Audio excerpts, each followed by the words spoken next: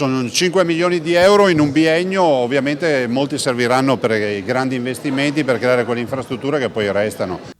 Queste le cifre per rendere il Veneto protagonista all'Expo del 2015. Due gli obiettivi: valorizzare la filiera agroalimentare e garantire l'attrattività del territorio, anche con infrastrutture che dureranno nel tempo, come la pista ciclabile Greenway e interventi sui musei. Lanciato il sito www.expoveneto.it. La nostra regione sarà ospitata al Padiglione Italia di Milano dal 2 all'8 ottobre, ma ci sarà una presenza costante nello spazio dedicato al vino. Zaia dice di essersi battuto per evitare gli sprechi.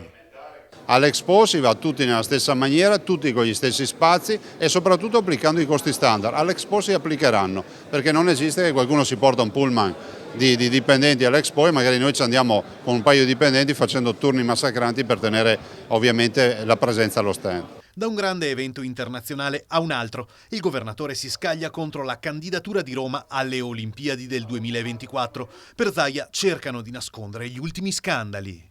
Pensare alle Olimpiadi di Roma per far distogliere l'attenzione da Mafia Capitale direi che è vergognoso, visto considerato che se avessero proposto le Olimpiadi in Veneto dopo il 4 giugno qualcuno avrebbe avuto qualcosa da dire. Mi chiedo perché nessuno dice nulla su Roma.